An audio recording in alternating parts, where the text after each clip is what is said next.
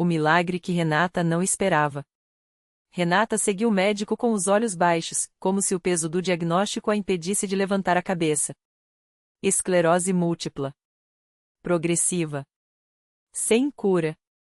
As palavras ecoavam em sua mente enquanto ela apertava o papel com o resultado dos exames, sentindo as mãos tremendo. Aos 32 anos, mãe de 2 filhos pequenos, ela não tinha tempo para doenças. Não tinha tempo para cadeiras de rodas, para a fraqueza nas pernas que já a fazia tropeçar, para a visão embaçada que a impedia de ler os deveres de escola dos meninos. Como vou dizer ao Lucas e ao Pedro? Pensou, engolindo o choro. O marido, Carlos, um homem trabalhador e quieto, tentava ser forte, mas ela via o desespero nos olhos dele quando achava que ela não estava olhando. Foi numa tarde de domingo, enquanto arrumava a casa com as últimas forças, que Renata ouviu o som de vozes vindo da rua. Não era música alta nem algazarra, mas um canto suave, sem acompanhamento de instrumentos, como se muitas pessoas estivessem unidas em uma só melodia. Curiosa, ela se apoiou na janela e viu um grupo de pessoas vestidas com simplicidade, homens de camisa social e gravata, mulheres com saias longas e cabelos presos entrando em um prédio modestíssimo, sem cruzes nem imagens na fachada. Só uma placa discreta, Congregação Cristã no Brasil. Algo naqueles rostos serenos a atraiu. Não eram sorrisos forçados, mas uma paz que Renata não via há muito tempo. Sem pensar 2 vezes, ela pegou a bolsa e saiu. Não sabia explicar por quê, mas precisava estar ali. Dentro do salão, o cheiro de madeira envelhecida e o silêncio respeitoso a envolveram. Não havia altares chamativos, nem palcos, nem holofotes. Só fileiras de bancos de madeira e, à frente, um homem mais velho, de ternos escuro e postura serena, o ancião, como ela depois descobriria que chamavam. Ele não gritava, não fazia shows de emoção. Falava com uma autoridade tranquila, como quem sabe que não precisa de artifícios para transmitir a verdade. Os irmãos e irmãs cantavam hinos sem acompanhamento musical, só vozes unidas em harmonia. Renata não conhecia as letras, mas as palavras fé, esperança e Deus se repetiam, e algo dentro dela se mexeu. Quando chegou a hora das orações, ela viu pessoas se ajoelhando com humildade, mãos postas, alguns chorando baixinho. Não era encenação. Era dor e fé misturadas. Depois do culto, uma irmã de rosto bondoso se aproximou. Você é nova aqui, não é? Eu me chamo Clara. Renata engoliu em seco, sentindo as lágrimas ardendo. Eu só queria, não conseguiu terminar. Clara não insistiu. Só colocou a mão no ombro dela e disse: Fique. Deus te trouxe até aqui por um motivo. Nas semanas seguintes, Renata passou a frequentar a igreja. Não falava de sua doença, mas os irmãos percebiam. Não pela compaixão exagerada, mas pela forma como olhavam para ela com um respeito que parecia dizer: Deus sabe. Ele cuida. O ancião, certas vezes, parava a reunião e pedia para orarem por aqueles que estão passando por provas. Renata sentia aquelas palavras como um abraço. Até que veio o domingo em que ela não conseguiu mais esconder. As pernas falharam de vez no meio da rua, e foi o irmão João, dono da padaria perto da igreja, quem a carregou até o banco mais próximo. Não houve alarde, nem dramatização. Só um silêncio cheio de compreensão. Naquela noite, o ancião anunciou: Irmãos, temos uma irmã entre nós que precisa de nossa intercessão. Renata está lutando contra uma enfermidade, mas nós sabemos que para Deus não há coisa impossível. Vamos orar. E oraram. Não com palavras bonitas ou frases decoradas, mas com o coração.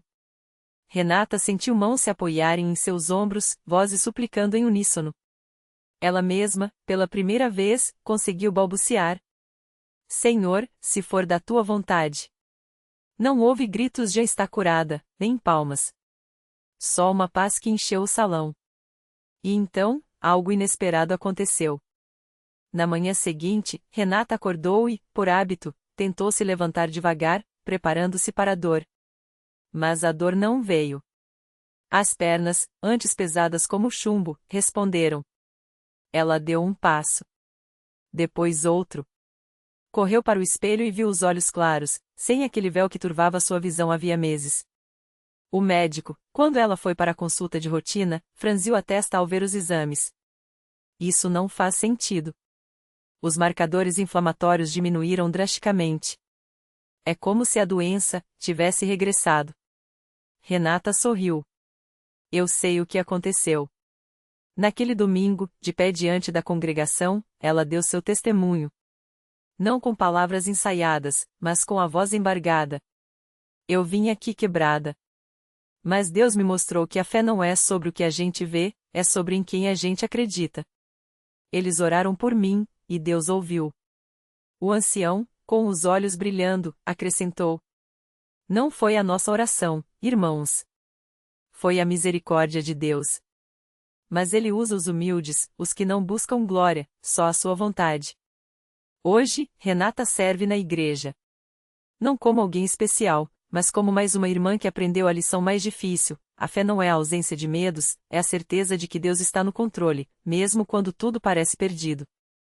Ela ainda se lembra do dia em que viu seu filho mais novo, Pedro, de apenas 6 anos, perguntar: Mãe, por que a gente vai na igreja?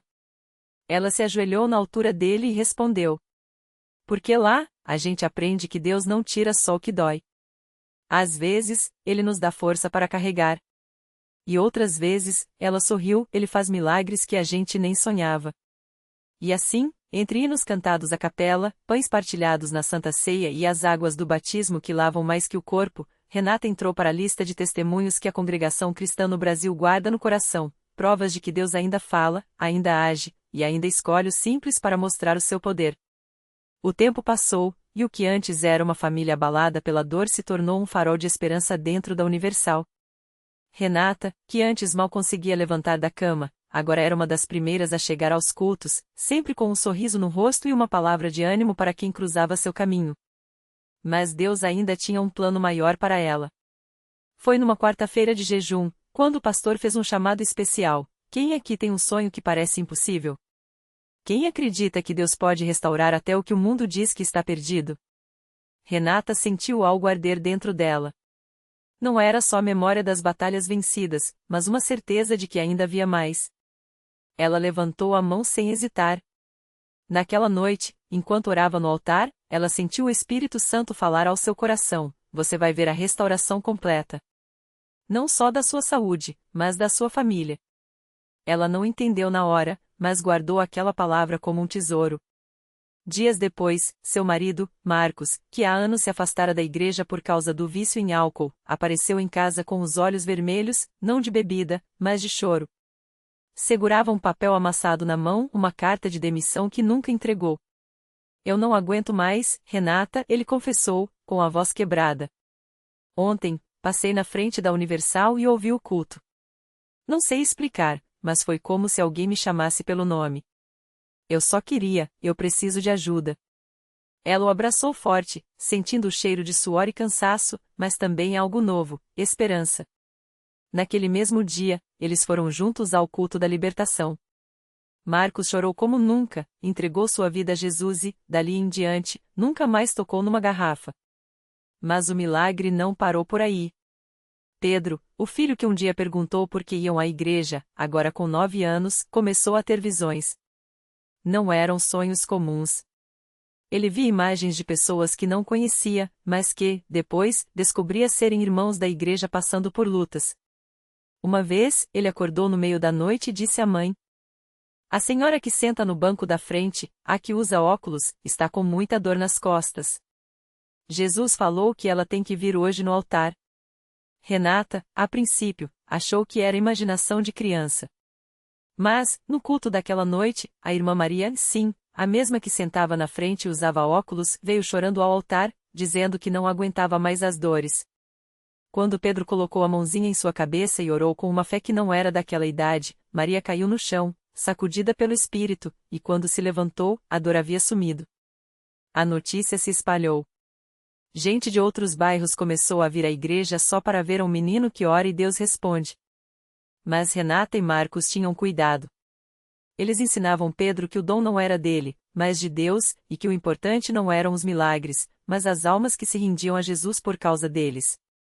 Até que veio o dia em que a própria Renata recebeu a cura que há anos pedia. Não foi no momento de glória, com trombetas e aplausos. Foi numa manhã comum, enquanto ela lavava a louça e cantava um hino. De repente, sentiu algo como uma corrente elétrica percorrer seu corpo, da cabeça aos pés. Ela largou o prato, segurou na pia e começou a chorar. Quando se mexeu, não havia mais dor. Nenhuma. Nem mesmo a leve pontada que ainda sentia nos dias de umidade. No médico, os exames confirmaram, as lesões que antes apareciam nas radiografias como manchas escuras haviam sumido. O reumatologista, um homem cético, apenas balançou a cabeça e escreveu no laudo: remissão espontânea. Causa desconhecida. Mas eles sabiam. Naquele domingo, a família subiu ao altar juntos. Marcos, sóbrio e firme. Pedro, com os olhos brilhando de uma sabedoria que não era dessa terra. E Renata, com as mãos levantadas, agradecendo não só pela cura, mas por ter entendido que o maior milagre não era o corpo sarado, mas o coração transformado. Deus não nos tirou só a dor, ela disse ao microfone, com a voz embargada. Ele nos deu um propósito. Se antes eu pensava que minha vida tinha acabado, hoje sei que ela só começou quando eu entreguei tudo a Ele. E enquanto a congregação aplaudia e glorificava a Deus, lá no fundo do templo, uma mulher que havia chegado arrastando uma muleta a deixou cair no chão. Ela tinha ouvido falar daquela família, daquela igreja, daquele Deus que ainda faz o impossível. E assim, a história de Renata, que começou com lágrimas e desespero, se tornou o início de muitas outras. Porque milagres não são só para alguns. São para quem acredita que, mesmo na escuridão, a luz de Deus nunca se apaga. A mulher que deixou a muleta cair no chão se chamava Marisa. Há 3 anos, um acidente de carro tinha lhe tirado não só a mobilidade da perna esquerda, como também a esperança. Os médicos disseram que ela nunca mais andaria sem ajuda, que os nervos estavam danificados demais, que a dor seria sua companheira pelo resto da vida. Marisa aceitou o diagnóstico como uma sentença. Até aquele dia. Ela tinha chegado à Universal arrastando não só a perna, mas uma vida de amargura. O marido a havia abandonado quando ela mais precisava, os amigos sumiram aos poucos, e até os filhos, já adultos, pareciam não saber mais como lidar com sua tristeza constante. Deus não existe para mim, ela repetia, como um mantra de desespero. Mas algo naquela noite a fez entrar naquele templo. Talvez fosse a história de Renata, que tinha se espalhado pelo bairro como um rumor de esperança. Talvez fosse apenas o cansaço de viver assim. Quando ouviu Renata falando sobre o propósito que Deus tinha dado à sua família, algo dentro dela se mexeu. Não era só a emoção do momento, era como se uma voz sussurrasse: isso também é para você. E então, sem pensar, ela soltou a muleta. Não por força própria, mas porque sentiu que não precisava mais dela. Os irmãos ao seu redor perceberam o gesto e, sem hesitar, a cercaram em oração. Mãos se estenderam sobre sua perna, vozes clamaram em uníssono: em nome de Jesus, os nervos são restaurados. A dor sai agora. Marisa fechou os olhos e, pela primeira vez em anos, permitiu-se chorar não de dor, mas de uma estranha paz que invadia seu peito. De repente, um calor intenso percorreu sua perna, como se sangue voltasse a circular onde antes havia apenas dormência. Ela tremia, não de medo, mas de uma energia que não vinha dela. Levante-se, a voz parecia dizer. E, com lágrimas escorrendo, Marisa obedeceu. Primeiro, foi um movimento tímido, o pé que antes não respondia agora tocava o chão com firmeza. Depois, um passo. Depois, outro. E outro. Até que, sem perceber, ela estava andando. Não mancando, não com dor, mas andando. A congregação explodiu em gritos de alegria. Alguém gritou: é um milagre. Outro: glória a Deus. Marisa olhou para suas próprias pernas, como se não acreditasse, e então ergueu as mãos ao céu, rindo e chorando ao mesmo tempo. Eu não merecia isso, ela balbuciou, entre soluços. Eu não merecia. Mas uma irmã da igreja, com os olhos brilhando, segurou suas mãos e disse: não é sobre merecer, minha filha. É sobre graça. Deus não olha para o que nós fizemos. Ele olha para o que Jesus fez por nós na cruz. Marisa caiu de joelhos não por fraqueza, mas por gratidão. Ali, no chão daquele templo, ela entregou não só sua perna curada, mas todo o peso que carregava, a solidão, a rejeição, a raiva. E quando se levantou, não era mais a mesma mulher que havia entrado arrastando uma muleta. Era uma nova criatura, com um testemunho vivo de que Deus não só restaura corpos, mas também sonhos. Na semana seguinte, Marisa voltou à Universal desta vez, não sozinha. Trouxe a filha mais velha, que há anos não pisava em uma igreja, e um vizinho que, como ela, tinha perdido a fé depois de uma tragédia. Ao subir ao púlpito para dar seu testemunho, ela olhou para a multidão e disse: Se Deus fez isso por mim, que não acreditava nele, imagine o que ele pode fazer por você, que ainda tem um pouquinho de fé. E assim, como um rio que transborda, os milagres continuaram. Porque uma história de transformação nunca é só de uma pessoa. É um chamado para todos que ainda duvidam que, no lugar onde o homem diz é impossível, Deus responde: para mim, tudo é possível. E a luz, que nunca se apaga, seguia brilhando agora em mais um coração, em mais uma vida, em mais uma família que descobriu que, na Universal, não se encontra só uma igreja. Encontra-se um Deus que ainda move montanhas. Naquela mesma noite, enquanto o testemunho de Dona Maria ainda ecoava no templo, uma mulher chamada Ana, que estava sentada nos fundos com os olhos cheios de lágrimas, não conseguiu mais segurar a dor que carregava há anos. Ela tinha perdido o filho único em um acidente de carro, e desde então, vivia como uma sombra, sem forças nem para levantar da cama. Os médicos diziam que era depressão profunda, mas ela sabia que era algo pior, era a ausência de esperança. Quando o pastor fez o apelo final, convidando quem precisava de um milagre a vir à frente, Ana sentiu algo dentro dela se mexer. Não era só emoção, era como se uma mão invisível a puxasse. Tremendo, ela se levantou e, passo a passo, caminhou até o altar. Não sabia orar direito, não conhecia a Bíblia, mas ali, entre lágrimas e soluços, ela só conseguiu balbuciar: Senhor, se o Senhor existe mesmo, me mostra que o meu filho não morreu em vão. Me dá um sinal de que o Senhor ainda se importa comigo. O pastor impôs as mãos sobre ela e começou a orar com autoridade. Não eram palavras bonitas, eram palavras de poder, como se cada sílaba fosse um martelo quebrando as correntes que a prendiam. De repente, Ana sentiu um calor intenso percorrer seu corpo, como se uma corrente elétrica a atravessasse. Ela caiu de joelhos, e as lágrimas que antes eram de dor se transformaram em algo que ela não reconhecia: alívio. Quando se levantou, não era mais a mesma. O peso que carregava havia anos tinha sumido. Não era que a saudade do filho tivesse acabado, mas agora, pela primeira vez, ela sentia que ele estava em paz. E que ela também poderia viver novamente. Nos dias seguintes, Ana voltou à igreja. E não voltou sozinha. Trouxe a irmã, que há décadas lutava contra um vício em álcool e já tinha sido abandonada pela família. Trouxe a vizinha, que descobriu um nódulo suspeito e, depois de ser ungida com óleo, recebeu o diagnóstico de que estava tudo limpo. Trouxe até o médico que a atendia, um homem cético, que, depois de ver tanta mudança, resolveu vir só para entender o que estava acontecendo. E assim, como uma pedra jogada em um lago, o milagre de Ana criou ondas que alcançaram quem ela nem imaginava. O grupo de oração da sua rua, que antes tinha 3 pessoas, agora lotava a sala da sua casa. O marido, que havia se afastado depois da morte do filho, começou a frequentar os cultos e, numa noite de quinta-feira, depois de uma oração forte, confessou que havia anos escondia um tumor no pulmão. Na semana seguinte, os exames não mostravam mais nada. Eu não entendo como isso acontece, ele disse ao pastor, com a voz embargada. Mas sei que aqui, nesse lugar, Deus não é uma teoria. Ele é real. E a luz continuou brilhando. Porque na Universal, os milagres não são coincidências, são respostas. Respostas para quem já tentou de tudo e não encontrou saída.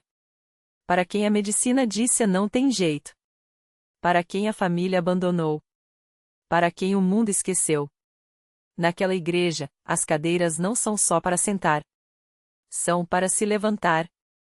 Os altares não são só de madeira, são portas para o sobrenatural. E as histórias como a de Dona Maria e Ana não são exceções. São o recado de Deus para quem ainda duvida: venha. Experimente. E você verá que eu ainda faço o impossível. No mesmo dia em que Roberto recebeu a notícia de sua cura, uma mulher chamada Fernanda entrou na Universal pela primeira vez. Ela carregava no rosto as marcas de anos de sofrimento.